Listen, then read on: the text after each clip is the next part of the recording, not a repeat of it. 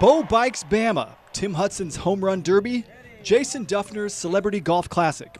Some of Auburn's most famous athletes are some of Auburn's biggest philanthropists. It just goes to show the quality of the people and the quantity of the need. While the women's basketball team practices at Auburn Arena, another Tiger team is working just as hard, the women's golf team.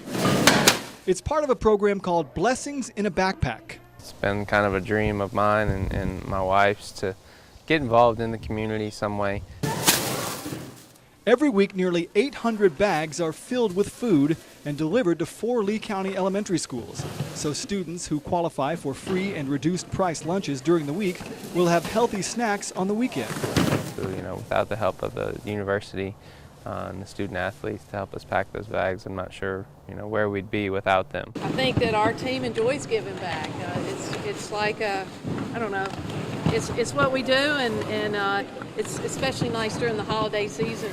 We know that some aren't as lucky as others to be able to get that food every single day, and so it's really special that we can be here and help them. It's going to just warm my heart knowing that we'll be able to put a smile on their face. We got a fever!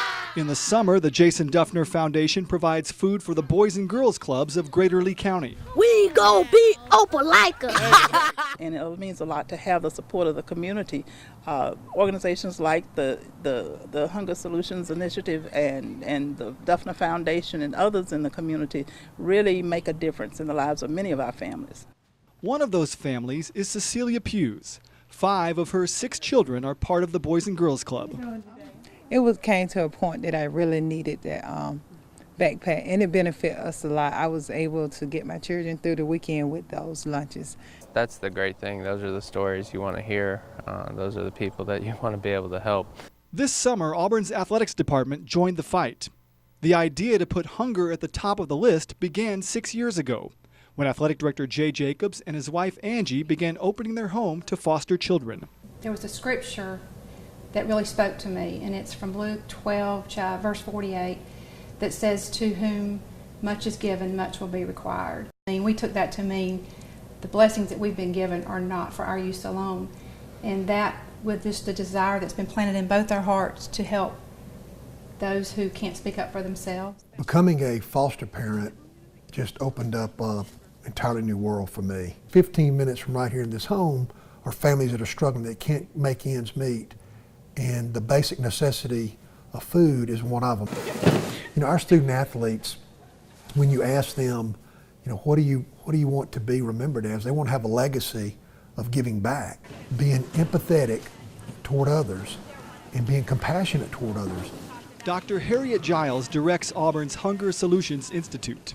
To have athletics come to the table and say, this will be our singular issue as a unit for now and for years to come. Auburn has a brand, and when the brand speaks, Auburn Athletics brand speaks, people tend to listen. Dr. Giles says progress is being made, but there's room for more members on Team Duff. That's the great thing about what we're doing. I think, it's going to start here in Lee County and hopefully spread through the whole state of Alabama. We all work together, we can help make a difference in big causes with small steps. But get involved, and I know that God will lead your heart. War Eagle, 2004 reunion, Auburn Tigers, baby. 10 years later, the 2004 Auburn Tigers are still tight. This team is so unselfish, and I tell everybody that, everybody was pulling for each other. We had a great offense, defense, we had tremendous special teams. Everybody played their role.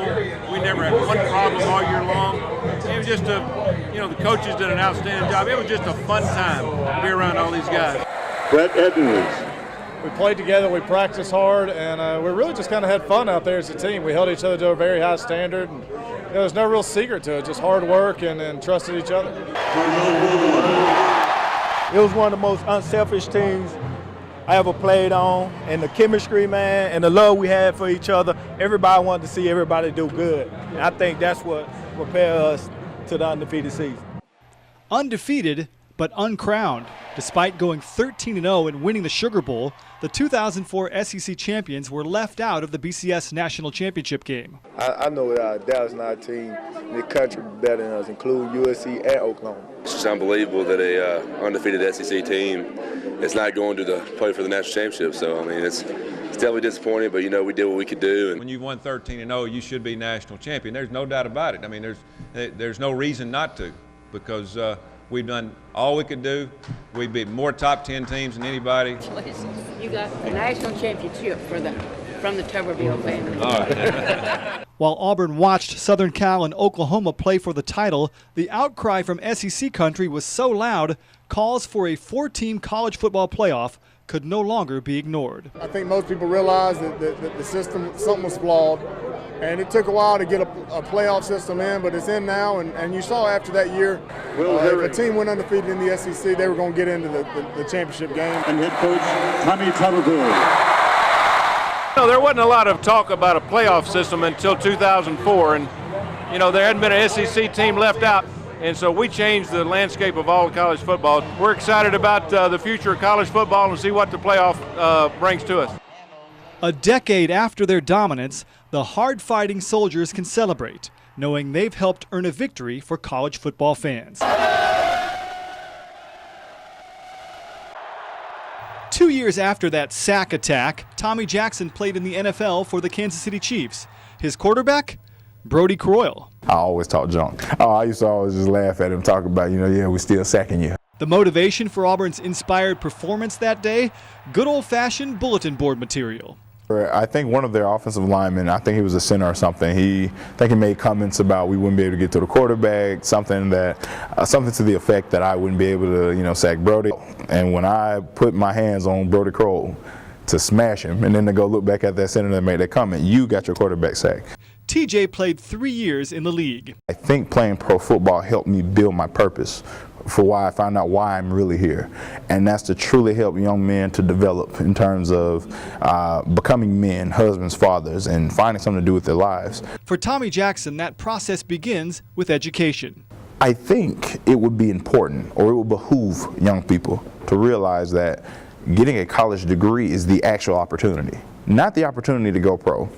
He practiced what he preaches, earning a PhD from Auburn this year in adult education. Then to finally make it to that stage, to finally make it to where my major professor was hooding me, I was so shocked. And then, of course, I finally realized that the guy that announced our games all my college career, he's actually, the graduation announcer. When he says, Dr. Tommy Jackson is being hooded by Dr. James Whitty, I was like, wow. I felt like then I said, okay, God, you've really allowed me to do something pretty cool. And I'm so thankful. It's very humbling. It truly is. Even though he's already a doctor, Tommy's time in the classroom isn't done. He wants to earn an MBA and become an athletic director. After working with student athletes at Auburn while working on his PhD, he's now at Kennesaw State in Georgia. His message hasn't changed. One thing that students must understand, student athletes rather, 100% of you will be an ex-player. That's true. You're literally a play away from never playing a game of football again. Do not bank your entire future on your ability to run, your ability to tackle, your ability to throw passes. That's dangerous. That doesn't even make sense. So it breaks my heart to see young people that will disregard a truth, because it is a truth that you will be an ex-player someday. You must have the ability to go do something else. And trust me, I played a lot of football. It is a lot of fun. However, there is life after, and you must be prepared. Every game, year after year, decade after decade, all of those museum moments from Auburn's first national championship in '57, punt Bama punt, bow over the top, the first ever at Jordan-Hare, the unbeaten teams in '93, '04, and 2010, right up through the return to glory. Buddy's seen them all.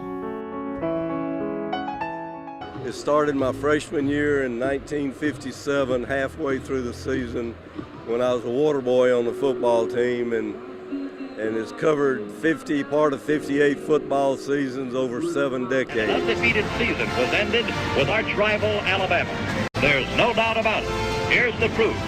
#1 in the nation. I remember most every play in almost every one of those games better than I do some of them that happened 2 years ago. We only gave up 20 28 points that whole year. It was my job, part of my job for 50 years, from 57 to 07 when I retired. So this is the 8th season I've been retired, and I always said I wanted to see what it was like to be like a fan, and it can be tough out there on some of those road trips. One of those road trips was the closest Buddy ever came to missing a game. This game. His trip to the desert delayed a few hours by snow in the south. It started snowing in Montgomery about daylight, about an hour before we were supposed to leave. We got out there in plenty of time. It wasn't really close, but it was grating on my nerves a little bit. 2 weeks after we talked with Buddy on the sidelines in September, he suffered a stroke. It's affecting his speech and mobility, but it's not stopping the streak. He's made road trips to Starkville and Oxford. While he recovers, Buddy is watching home games from the club level, renewing friendships formed over 58 football seasons. It just worked out. I couldn't plan it, didn't plan it, it just happened. One day when I can't walk from the parking lot to the stadium or can't get up the steps, I'm not gonna let them roll me in on a stretcher, you know.